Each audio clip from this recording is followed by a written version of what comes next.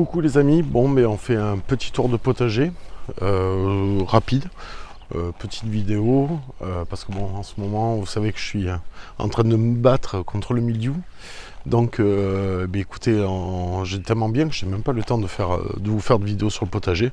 J'aimerais juste vous montrer un peu comment ça pousse, ce qu'il en est pour ce mois de juillet, où en est le potager.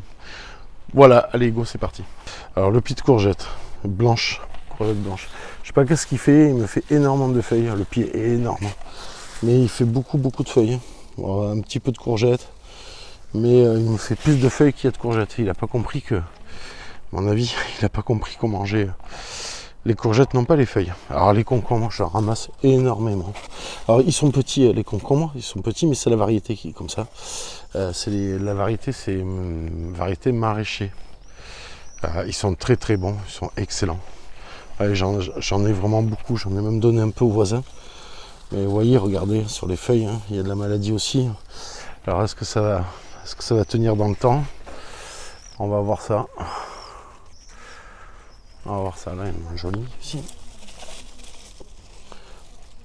Voilà. Donc voilà pour les concombres, je vous fais un petit tour rapide. Hein. Vous avez le temps, c'est bon. On peut prendre le temps de faire un petit tour des cornichons. Alors les cornichons, je vous ai fait une vidéo vendredi. Alors pour ceux qui l'ont pas vu, elle est sur la chaîne. Là, quand vous verrez cette vidéo, la vidéo des cornichons est déjà sur la chaîne. Donc je vous montre comment je prépare mes cornichons.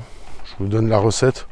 Comme je vous ai dit, si vous avez comme je vous dis dans la vidéo, si vous avez des recettes, une façon de faire vos cornichons, je suis preneur.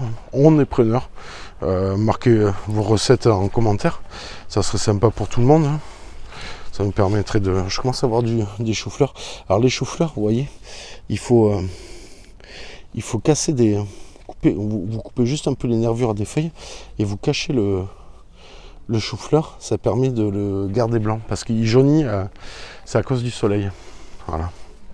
Donc les concombres, les tomates. Attendez, hop. Alors les tomates, vous voyez où elles m'arrivent. Hein. Ça c'est un rang de tomates ananas et de l'autre côté là, juste derrière, c'est des marmandes. Alors vous voyez, regardez les maladies sur les fruits.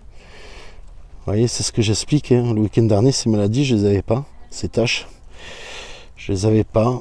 Et c'est ce que je vous ai expliqué la semaine dernière. C'est que ça se voit pas forcément sur le coup, mais après, on voit les traces de mildiou. Hein.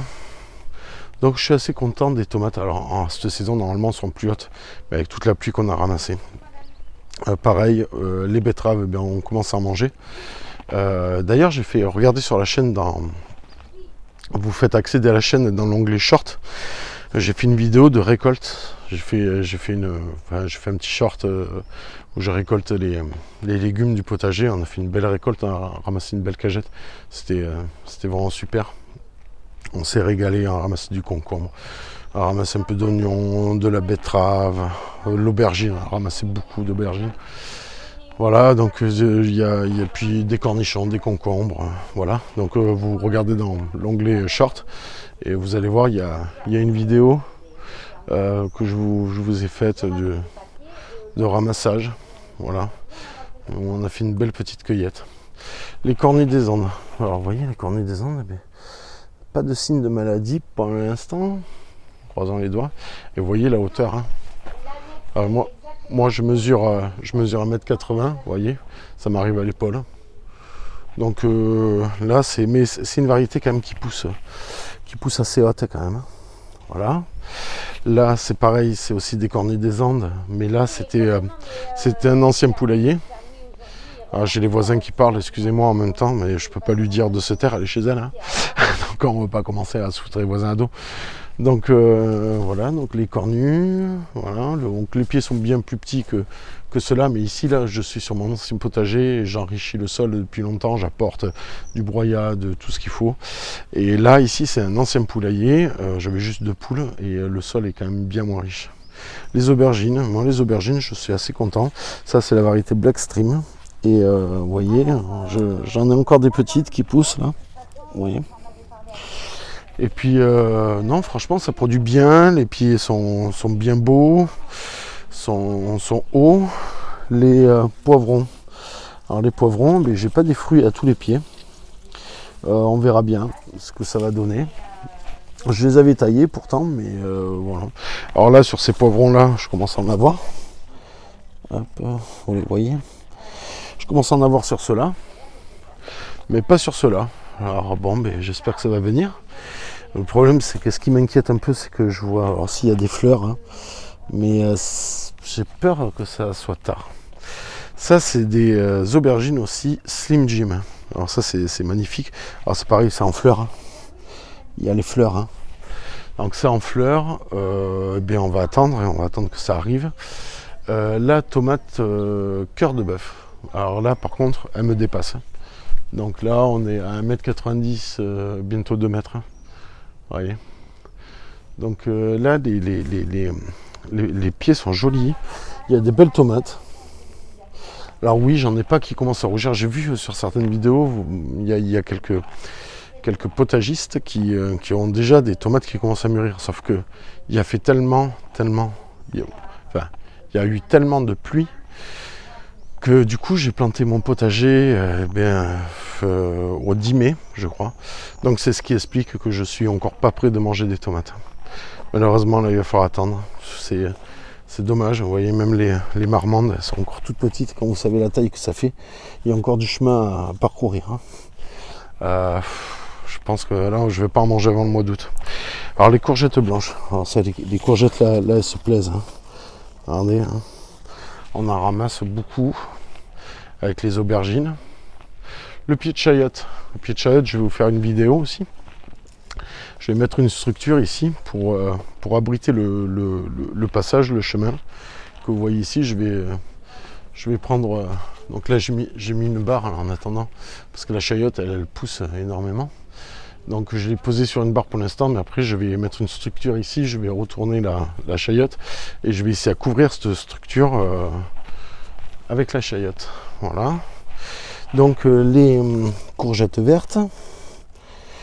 Voilà, bon, dans l'ensemble, je me plains pas, parce qu'il y a pire. Hein. Donc je peux pas me plaindre. Hein. Les choux, voilà, je sais pas si je vous les ai montrés, s'il me semble. Donc je peux pas me plaindre, hein, par respect pour ceux qui... Que tout est parti au milieu, que les pieds sont limite morts, voire morts.